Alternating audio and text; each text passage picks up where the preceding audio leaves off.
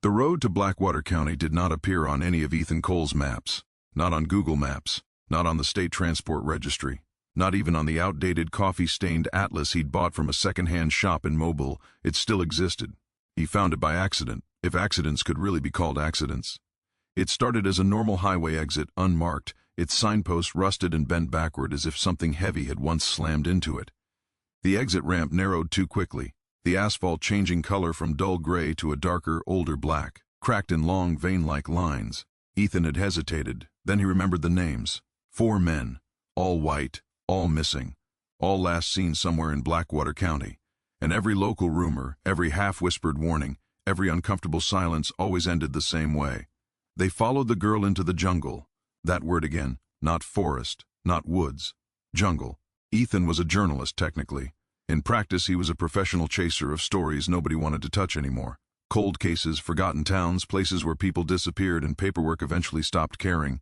He didn't believe in curses. He didn't believe in haunted places. He believed in patterns, and 4 men vanishing in the same area over 5 years was a pattern.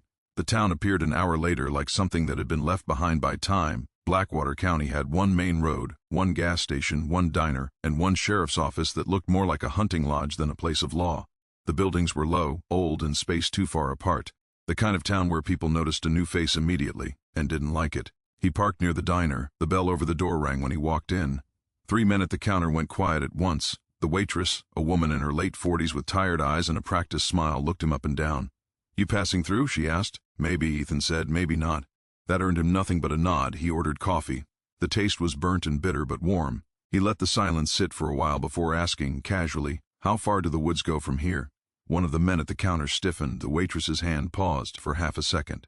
"Which woods?" she asked. "The big ones," Ethan said. "The jungle." The word landed badly. The diner went quiet in a way that felt rehearsed. "There ain't no jungle here," one of the men muttered. "Just woods," the waitress said quickly, "and you don't want to go in them." Ethan smiled. "Why not?" "Because people get lost. People get lost everywhere." She met his eyes. "Not like that." He decided not to push further, yet he paid, thanked her, and left. Outside, the air felt heavier. He drove through town slowly, noting how many windows had curtains drawn despite the daylight. At the sheriff's office, he didn't even bother going in. The sign said Sheriff Harold Pike, and he already knew from his research that Pike had closed all 4 missing persons cases as voluntary disappearance. No bodies, no evidence, just gone. The road appeared on the far edge of town. It didn't have a sign, it didn't have a marker, it just continued, straight into a wall of green. Ethan parked for a moment and stared at it. The trees were wrong, too tall, too dense. Their branches interlocked overhead like fingers laced together, blocking most of the sky. He checked his GPS. No signal. He turned on the radio. Static. Under the static, a faint clicking sound, rhythmic, like something tapping on glass. He turned it off. Just nerves, he told himself. He drove. The temperature changed almost immediately, not gradually, not naturally. One moment it was warm and humid. The next it was cool and damp, and the air smelled like wet leaves, old earth, and something faintly metallic. After 10 minutes, the pavement ended. After 20, the gravel ended. The road became a strip of dark ear, pressed flat by something that still used it. The forest, or jungle, or whatever it was silent. No birds, no insects, no wind. Just the sound of his engine, and his own breathing. Then the engine died. No sputter, no warning, just silence. The car rolled forward a few feet and stopped. Ethan stared at the dashboard. "No," he said. He turned the key. Nothing, not even a click. His phone had no signal. Of course, he got out. The silence pressed against his ears so hard it almost hurt. That was when he saw her. She stood in the middle of the road about 50 meters ahead. Still, unmoving, barefoot. She was young. Early 20s maybe. Slim. Wearing a simple, light-colored dress, stained at the hem with mud. Her skin was dark, so dark it seemed to absorb the green around her rather than reflect it. Her hair was long and natural, falling down her back like a shadow. She wasn't facing him. She was looking into the jungle. "Hey," he called. His voice sounded wrong in the air, like it didn't belong there. She didn't move. He took a few steps forward. Something about her posture made his skin crawl. Not tense, not relaxed, waiting. "Miss," he said, "are you okay?" Slowly she turned her head, not her body, just her head. Her eyes were dark, not in color, in depth. They looked like holes cut into night. She studied him the way a person might study an insect, not with fear, not with curiosity, with recognition. "You shouldn't be here," she said. Her voice was soft, calm, almost kind. "My car broke down," he said. "I'm a journalist." "I followed the road," she said. "Yes, the road lies." That should have been funny. It wasn't. "Is there a town nearby?" he asked. "Can you help me?" She looked at him for a long moment, then she smiled. It was not a friendly smile. "I can take you out," she said. Relief hit him instantly. "Thank you. Really. But you have to walk." "That's fine." She turned and stepped off the road, not onto a trail, into the trees. "Wait," he said. "Isn't there?" "If you stay on the road," she said without turning around, "you'll never leave." Something in her tone made him follow. The jungle closed behind them almost immediately. The light dimmed, the air grew thick. After 10 minutes, Ethan realized they were going downhill. Blackwater County was flat. After 20, he realized he could no longer see the road. After 30, he realized he could no longer remember what direction it had been in. The jungle was not silent anymore. It was breathing, a slow, deep, vast rhythm. "Who are you?" he asked. She didn't answer. They walked. Then he saw something white in the dirt, a bone, then another, then a half-buried shape, a skull, human. He stopped.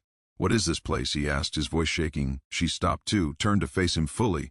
For the first time he noticed something impossible. Her feet were clean, no mud, no blood, no dirt, as if the jungle did not touch her.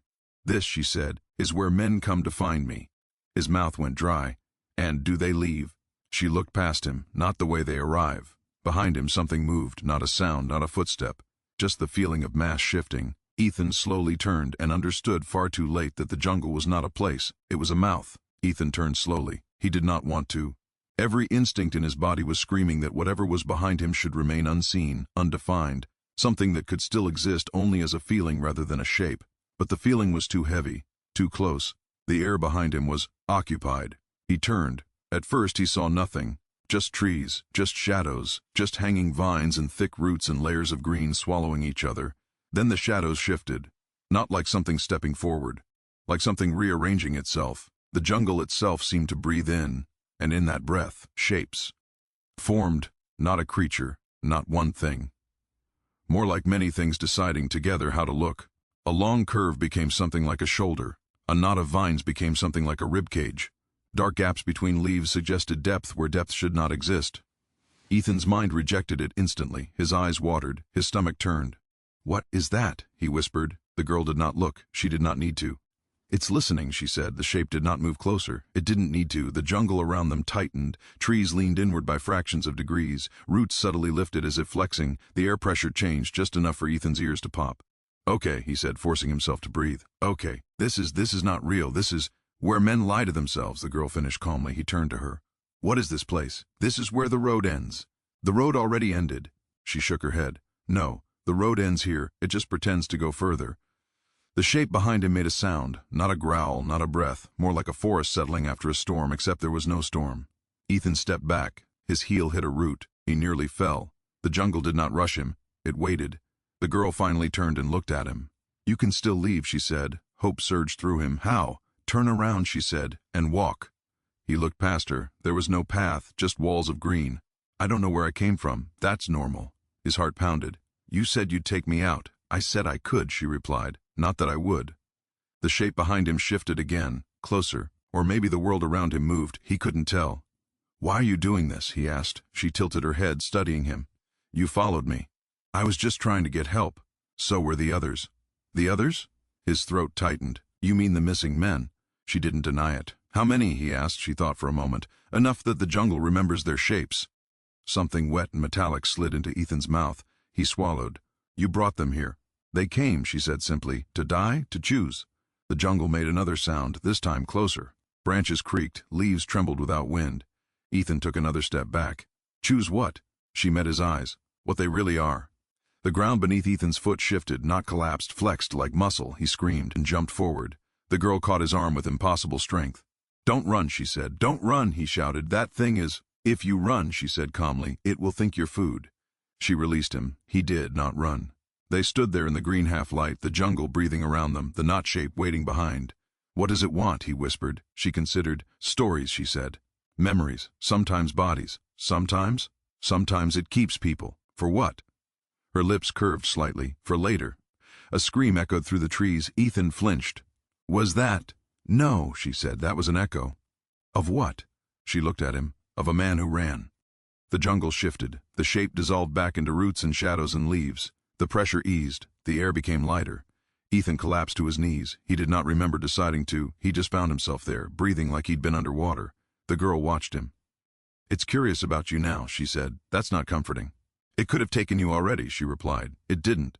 Why? She hesitated. Because you're not here for the same reason. Ethan laughed weakly. Me. Understanding. He didn't know how she knew that. It terrified him. Can we go now? He asked quietly. She turned and began walking. Follow, she said. Out? She did not answer. They walked. The jungle closed behind them again, but this time Ethan felt it watching in a different way. Not like prey, like property being inspected. After a while, he realized something else. The jungle had paths, not trails, preferences. They moved where the trees seemed to part more easily, where roots did not trip them, where branches did not claw. Does it let you walk here? He asked. Yes. Why? Because I don't belong to it, she said. And I don't belong to outside either. What are you then? She stopped. For the first time, she looked uncertain. I am the line, she said, between. They passed something hanging from a tree. Ethan didn't want to look. He did anyway. It was a jacket, a man's jacket. Old, rotting. Inside it were bones, arranged, not randomly, as if someone had tried to rebuild what was missing and failed. Ethan gagged. He tried to climb, she said. The jungle doesn't like to be escaped vertically. How many bodies are in here? Bodies, she said. Thousands. He stopped. Thousands. Over a long time, she added. This place is older than your maps, older than your towns. They walked again. The light dimmed further. Then he saw it. A clearing. In the center was something like a nest or a pit or a shrine. Bones, skulls, half fused with roots. Some looked centuries old, some looked recent. In the center of it all was something darker, something that looked like a hole in the world. The jungle seemed to lean toward it. What is that? Ethan whispered. She did not answer. Instead, she said, this is where the road really ends. The ground behind them shifted. The jungle closed in, not threatening, not attacking, sealing. Ethan turned in a slow circle. No, he said. No, no, no, you said I could leave. I said you could, she replied softly. Then do it. She looked at him, and for the first time he saw something like sadness in her eyes. You still might, she said, but not the way you think. The hole in the clearing pulsed like a heartbeat. Something inside it moved. Not up, not out, deeper. Ethan backed away. I don't want to be here, he said. None of them did, she replied. Then why bring me? She looked at him, and her voice was very quiet. Because it already knows you're here. The jungle breathed in, and this time it did not breathe out. The jungle did not breathe out. At first, Ethan thought that was just a metaphor his terrified brain had invented. Then he realized his chest was the thing that wouldn't move. The air had not I could leave, he said, his voice shaking. I said you might, she replied. That's not the same thing. No, she agreed. The hole in the center of the clearing pulsed again, slow, deep, the way something pulses when it is not in a hurry because it knows nothing is going anywhere. What is that? He asked. She looked at it. For a moment she seemed distant. Some call it a heart, she said. Some call it a mouth. Some call it a wound. And you? I call it the reason. The reason for what? For why this place exists, she said, and why it doesn't let go. Ethan backed away from it. The ground under his feet felt warm, not like sun-warmed earth, like a living body. Tell me the truth, he said. All of it. She looked at him. You wouldn't believe me. Try.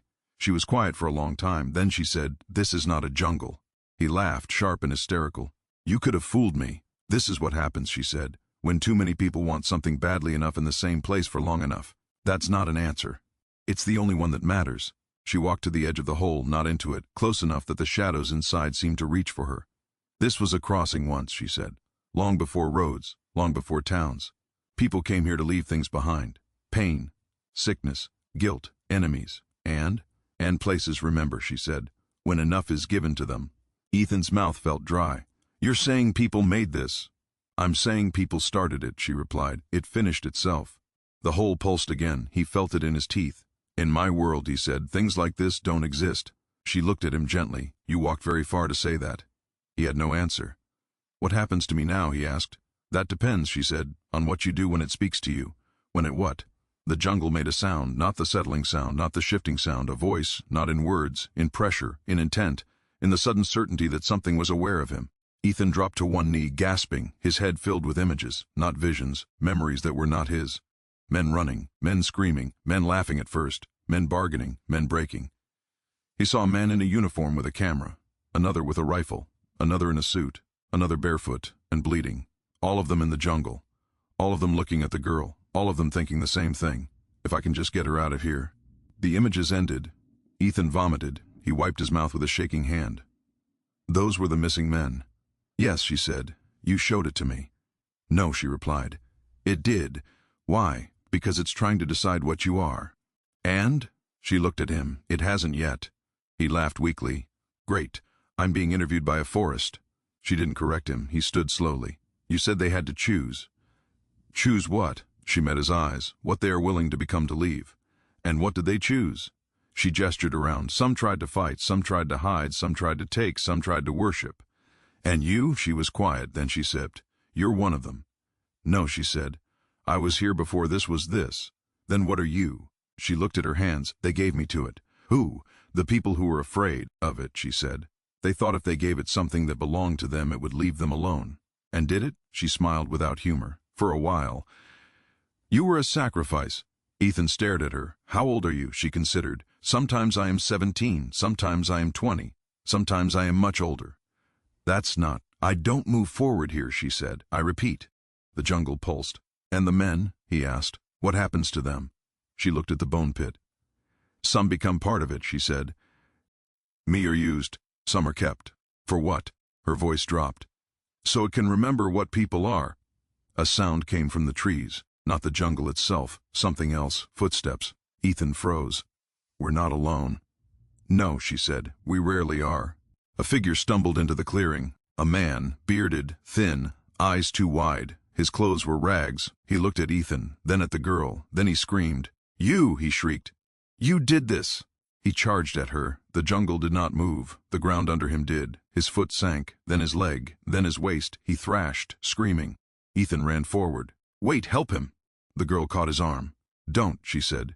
He's alive, for now. The man's chest hit the ground. Roots crawled over his arms, into his mouth. He choked. His eyes locked on Ethan's. In them was not fear, it was recognition, like he had seen this moment before, over and over and over. Then he was gone. The ground smoothed. The clearing was quiet again. Ethan stood shaking. How long has he been here? She answered softly. Longer than he remembers. Ethan looked at the hole, then at the jungle, then at her. I'm not staying, he said. She nodded. No one ever means to. The jungle pulsed again, and this time Ethan realized something much worse. It was not deciding if he belonged, it was deciding how. The jungle did not stop him when he ran. That was the first lie. Ethan realized it almost immediately, but by then his legs were already moving, his lungs already burning, his mind already screaming anywhere but here. He broke away from the clearing, from the hole that pulsed like a buried heart, from the girl who watched him with that calm, impossible patience. He ran into the trees, and the trees opened, not like doors, like a body making room for something passing through it. Branches lifted just enough not to tear his face. Roots sank just enough not to trip him. Vines slid aside like curtains drawn by invisible hands. This is wrong, he gasped as he ran. This is wrong, this is wrong. Behind him he expected pursuit. Behind him he expected the jungle to close, to grab, to drag him down like it had done to the screaming man. It did not, it let him go. That was the second lie. He ran until his legs shook and his breath came in ragged, burning pulls. Then he ran some more because stopping felt worse. The light changed as he went, not brighter, not darker, older. The green took on a deeper tone, like looking through layers of water. The air grew cooler. The smell changed from rot and wet leaves to something faintly chemical, like old iron and stone. Finally, he stumbled into another clearing and fell to his knees. He waited for the jungle to close. It did not. The clearing was wide, uneven, and littered with things, not bones, not yet, objects, human objects. A rusted rifle leaned against a tree, a torn backpack lay open, its contents scattered, a notebook, a flashlight, batteries long dead. A camera on a cracked tripod pointed at nothing. Ethan crawled toward the notebook and picked it up with shaking hands. The pages were swollen with moisture but still readable. He flipped through, dates, coordinates, notes. Day 3, the girl appears at dawn and disappears before dusk. She does not leave tracks. Day 5, the forest is wrong. It repeats paths. The compass lies. Day 7, I think it wants us to follow her. Day 9, we should not have brought the gun. Ethan closed the notebook. This wasn't a campsite. It was a failed exit. He stood slowly and looked around. There were signs of many people. Different times, different attempts. Some old, some not. A shredded tent half fused to a tree trunk, a shoe with no foot. A satellite phone cracked cleanly in half. They hadn't all come together. They had come one by one, and none of them had left. You found the archive. Ethan spun around. The girl stood at the edge of the clear.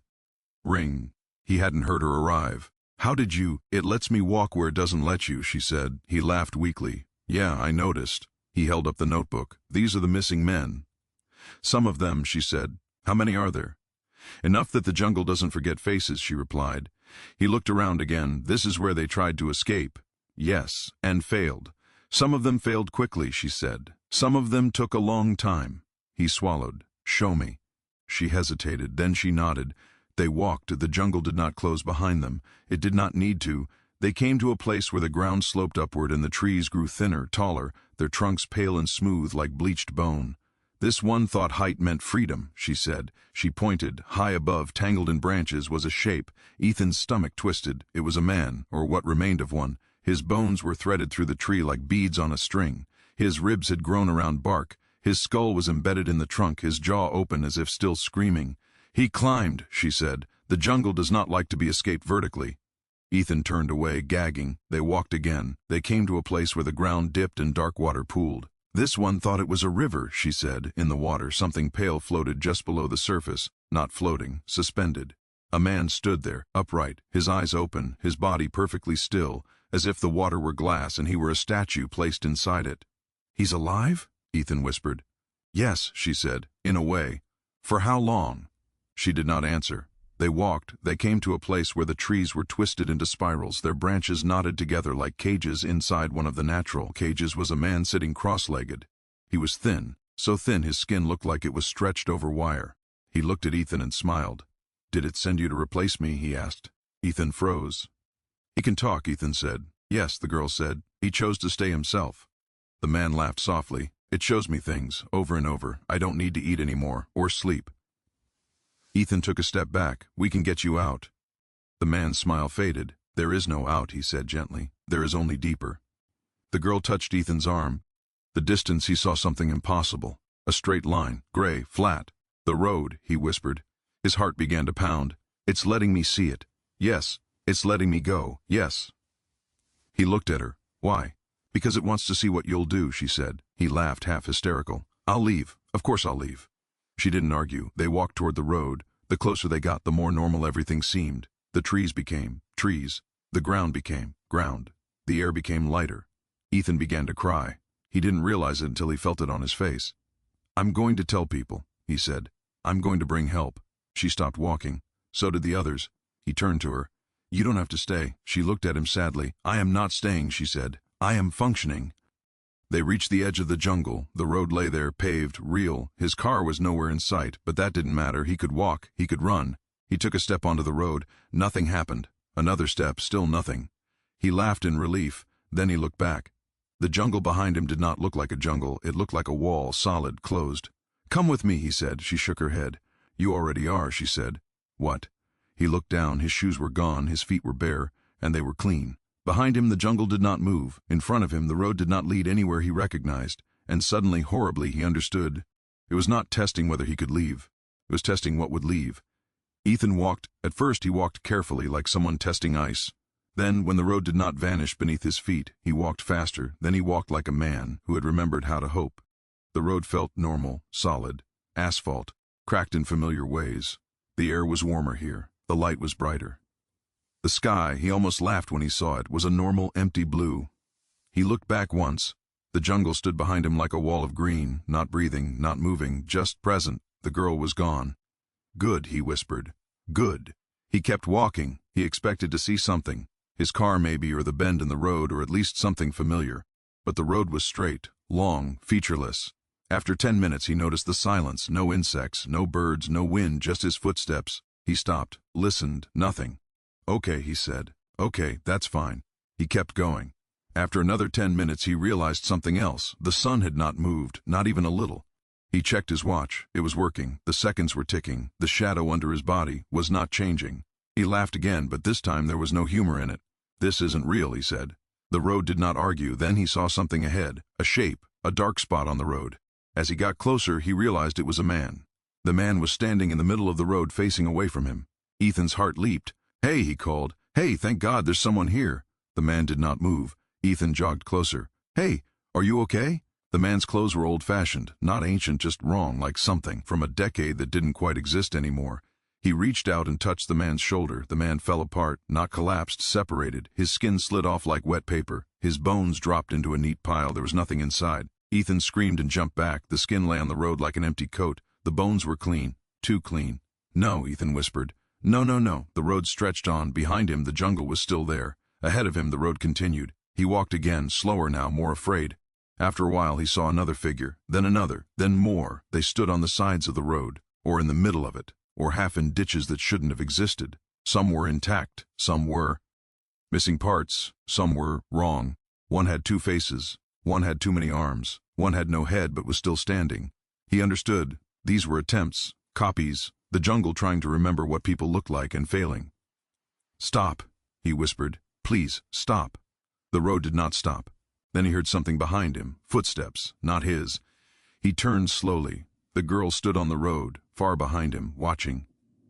You said you wouldn't come, he shouted. I didn't, she replied. Then she stepped aside, and something else stepped onto the road. It did not come from the jungle. It came from the space where the road should have been. At first it looked like a distortion, like heat haze. Then it took shape, not a body, a suggestion of one. It was tall, too tall. Its surface looked like layers of shadow pressed together. Where its face should have been was a hollow, like a mask that had never been carved. It moved, badly, not walking, not gliding, updating its position. Ethan's body understood before his mind did. He ran. The road stretched, his lungs burned, his heart hammered. Behind him he heard nothing. That was worse. He risked a glance. It was closer. Not because it was faster, because the space between them was shorter. The road was folding. No, no, no. He ran past more figures. Some were screaming, some were frozen, some were half-formed. One of them reached out and grabbed his arm. Its hand felt like cold rubber. He tore free and kept running. The road began to slope upward, then downward, then sideways. The horizon bent, the sky darkened. He tripped, fell, rolled, got up again. The thing behind him was closer now. He could feel it, not its breath, its attention. He screamed, "Help!" The road did not care. Then he saw the jungle ahead, the wall of green, the mouth. "No," he sobbed. "No, no, no, please." He ran toward it anyway. Behind him, the thing was almost on him. He felt something touch his back. Not grab, measure. He crossed the invisible line. The jungle opened. He fell through. The world snapped. He was on his hands and knees in the clearing. The bone pit pulsed. The jungle breathed. The girl stood nearby. The road was gone. He retched. Then he laughed. Then he cried. Then he did both at once. "It chased me," he gasped. "Something chased me." "Yes," she said. "You met what leaves." "What?" She sat beside him. "That was the part of you that believed you could go back," she said. "It doesn't survive here." He stared at her. What's happening to me?" She looked at him with something like pity. "You are being translated," she said. The jungle pulsed. "And what about you?" he whispered. She looked toward the trees. "I am what remains when translation never ends." He looked down at his feet. They were still bare, still clean. The jungle breathed in. This time it breathed out, and something moved in the trees, closer, not the jungle itself. Something else. Something that had been waiting. Something moved in the trees. Not the jungle itself. Not the vast, breathing thing that made the ground warm and the air heavy and the shadows thick. Something within it. Ethan felt it before he saw it. The way you feel a storm in your bones before the sky changes. He pushed himself up from the ground, his hands shaking. "What is that?" he whispered. The girl did not answer immediately. She was watching the trees with an expression Ethan had not seen on her face before. Not calm, not distant, not patient. Wary. "That," she said at last, "is what happens when the jungle finishes remembering someone." The shadows between the trunks deepened. A shape began to separate itself from the background. At first it looked like a man. Then it looked like several men. Then it looked like the idea of a man, assembled out of mistakes. Its limbs were too many. Its joints were in the wrong places. Its surf. Ace was not skin, but something like bark and shadow and old cloth pressed together. In places Ethan saw faces, not screaming, not moving, just there embedded. "Is that," he swallowed, "is that made of them?" "Yes," she said. It took a step forward. The ground did not shake. The air did. A pressure wave rolled across the clearing and Ethan staggered. "This isn't the jungle," he said. "This is something else." She nodded. "This is what the jungle uses." The thing did not rush. It did not need to. It advanced in small, inevitable increments, as if the concept of distance were merely a suggestion. "What does it want?" Ethan asked. She looked at him. "You." His heart slammed in his chest. "Why me?" "Because you are almost ready." "Ready for what?" She did not answer. Instead, she said, "Do you know why it can't leave this place?" "No." "Because it is not a creature," she said. "It is a function, and functions need a frame of reference."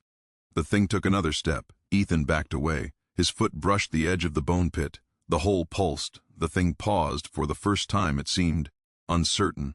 "That's its anchor," she said. "Without this place, it is nothing." "Then why is it here?" Because something has to carry what the jungle cannot hold all at once, she replied. The thing moved again.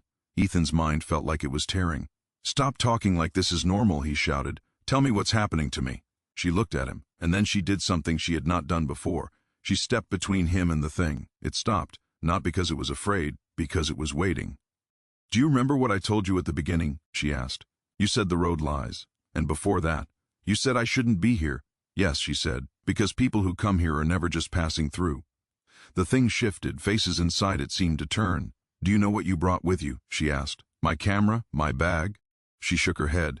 You brought a story, she said, and this place eats stories. The thing took another step. It was close now, close enough that Ethan could smell it. Old earth, rot, something faintly familiar. It smells like my father's workshop, he whispered before he could stop himself. She looked at him sharply. Did he build things? Yes. Did he ever fix the same thing over and over and over until you couldn't tell where the original ended and the repair began? Ethan felt cold. Yes. The thing moved again. This place does that, she said, but with people. The thing raised one of its many arms. Inside that arm, a face opened its mouth and spoke, not aloud, inside Ethan's head. You do not want to be lost. Ethan screamed and clutched his head. Make it stop, she shouted back. Don't listen to what it says. Listen to why it says it. The voice came again. You want to finish things. Images exploded in his mind. Unfinished articles, unanswered messages, his mother's empty house, his father's broken tools, his own half-lived life. Tears streamed down his face. How does it know this? He sobbed. Because it is built out of people who thought the same things, she said. The thing took another step. Now it was only a few meters away. If it touches you, she said, it will decide for you.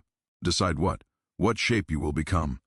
Ethan backed up until the bone pit was behind him. The hole pulsed. The thing hesitated again. She looked at the pit, then at Ethan, then she made a decision. Look at me, she said. He did. Do you know what I am? She asked. No. I am not a prisoner, she said, and I am not its servant. Then what are you? She took a breath. I am the first translation. The thing reacted to her words, not with movement, with attention. When they gave me to it, she said, it tried to make me into something it could keep, but I was too small, too unfinished. She spread her hands. So it used me as a lens. A lens for what? For people, she said. For stories, for choices. You're the girl everyone follows. Yes, and they never come back. No, she said. They become something else. The thing advanced again. And you? Ethan asked. What did you become? She looked at him with something like sadness. I became the interface. The word hung in the air, wrong and cold. You guide them. I show them where they are, she said, not where they want to be. The thing was almost upon them. What do I do? Ethan shouted. She did not answer that. Instead, she said, do you know why it let you see the road? To test me. Yes, she said, to see what you would leave behind. And you left behind your certainty, she said. The thing raised its arm again. The faces inside it whispered, you can stay, you can be useful, you can finish. Ethan screamed, no! He turned and ran, past her, not away, toward the hole. She shouted, if you go in there now, you won't come back. He stopped at the edge. The pit pulsed. Something deep inside it moved. I'm not coming back anyway, he shouted. She grabbed his arm. Listen to me, she said urgently. There is a difference between being taken and being chosen. The thing was right behind him now. Its presence bent the air. You said I'm being prepared, Ethan said. Prepared for what? She looked at him. To replace me. His heart stopped. What? It needs a new interface, she said. Someone who still remembers the outside. Someone who still understands stories. No, he said. No, no, no, no. You are already halfway, she said softly. The thing reached for him. She shoved him away from it and stepped into its path. It stopped. They stood there facing each other. You can't keep using me forever, she said to it. It did not answer. You need someone new, she said. The faces inside it turned toward Ethan. He backed away. You're offering me to it, he said in horror. I'm offering you a choice, she said. The ground shook. The pit pulsed harder. The jungle breathed. Run, she said, or stay, but decide as yourself. The thing took one more step, and this time the jungle did not stop it. The thing took one more step, not forward, closer, distance folded like paper. The air went thin and heavy at the same time, and Ethan felt his ears ring as if a pressure door had just closed behind him. Decide, the girl said. Her voice was steady, but her eyes were not. They were afraid, not of the thing, of time. Ethan stood at the edge of the pit, the hole in the world pulsing like a second heart. He could feel it in his chest now, answering its rhythm. Each beat made his teeth ache. Behind him was nothing. Not a path, not a road. Not even the idea of outside. In front of him was the thing. assembled from failures and memories and people who had tried to leave and left something behind instead. And between them was her. You said it needs a new interface, Ethan whispered. Yes. You said I'm already halfway. Yes. Then what's the point of choosing, he asked. She swallowed. The point, she said, is what you become while it happens. The thing's many faces shifted. Some of them looked like men he had seen. Some of them looked like people he knew. Some of them looked like him. You are tired, said the voice in his head. You have always been tired. Ethan screamed and pressed his hands to his temples. Don't listen to what it says, the girl shouted again. Listen to how it says it. He forced himself to look. The thing did not threaten. It did not rage. It did not demand. It offered. That was worse. You can stop running. You can stop leaving things unfinished. You can be the place where things end. The pit pulsed. Something inside it answered. What happens if I run? Ethan asked. She did not lie. It will still take something from you, she said. Just not your body. And if I stay, then you will not leave, she said, but you will not be consumed either. That's not comforting. It isn't meant to be. The thing raised its arm, the air bent around it. Ethan felt something tug at his thoughts, not pulling them away, but straightening them, aligning them, making them easier to stack and store. No, he whispered. No. He looked at the girl. You said you're the first translation. Yes. And you're still you. She hesitated. Parts. He looked at the jungle, at the pit, at the thing. At least tell me your name, he said. She blinked. I don't remember it, she said. I remember being called. What were you called? She thought. Then quietly she said, they called me the girl. That's not a name. No, she agreed. It's a function. The thing took another step. Ethan felt something peel inside his chest. Not pain, reorganization. I don't want to disappear, he said. You won't, she said quickly. Not like they did. How do you know? Because it doesn't want you as material, she said. It wants you as structure. The words landed cold. You're saying I'll become what you are. Yes. And what are you? She looked at him. I am the reason people still have a moment to choose. The thing's many faces whispered, you are already here. Ethan laughed weakly. I just wanted a story, he said. The jungle pulsed. And you found the one that eats the people who tell it, she said. The thing reached. She stepped fully between them. Wait, she said. The thing stopped. For the first time, Ethan saw something like conflict in it. You can't keep replacing me without consequence, she said. Each time the outside becomes thinner. The faces inside it watched her. You don't understand, she said. He is not like the others. None of them are, said the voice. She shook her head. He still believes in leaving. That is why he is suitable. Ethan stared. It's talking through you. She nodded. It always does when it is close to deciding. He backed away. You're not offering me a choice, he said. You're negotiating a transfer. Yes, she said softly. And what do you get? She closed her eyes. I get to rest. The word hit him harder than anything else. How long have you been here, he asked. She didn't answer. In years, she said. Longer than language lasts. The pit pulsed harder. The jungle leaned in. The thing reached again. She turned to Ethan. If you run, she said, you will wake up somewhere. You will have scars you can't explain. You will forget parts of this. You will write about it. People will not believe you. And sometimes when you sleep, you will hear it breathing. And if Shing, the jungle loved that. He looked at the girl. You're tired, he said. She didn't deny it. You're not asking me to save anyone, he said. No. You're asking me to take your place. Yes. And you'll go. She nodded. To wherever the outside still exists. And if you forget this place. She smiled sadly. That's the mercy. The thing waited, not impatient, certain. Ethan closed his eyes. He saw the road. He saw the copies. He saw the thing that chased him. He saw the men in their cages. He saw the man in the water. He saw the man in the tree. He saw the screaming man swallowed by the ground. He saw the pit. He saw her. He opened his eyes. I don't want to become you, he said. She nodded. No one ever does. But I don't want anyone else to either. The thing reacted, not with anger, with interest. That's new, she whispered. Ethan took a step forward toward the pit, not into it, toward the space between. I'll stay, he said. The jungle inhaled. But not like you, he said. Not as a door, not as bait. The thing's voices overlapped. There is no other way. Ethan looked at it. Yes, he said quietly. There is. He turned to the girl. You said you're the first translation. Yes. Then let me be the error. The pit pulsed violently. The jungle shook. The thing recoiled. For the first time since he had seen it, it was not certain. You don't get to keep doing this the same way, Ethan said. You don't get to just replace parts and call it continuity.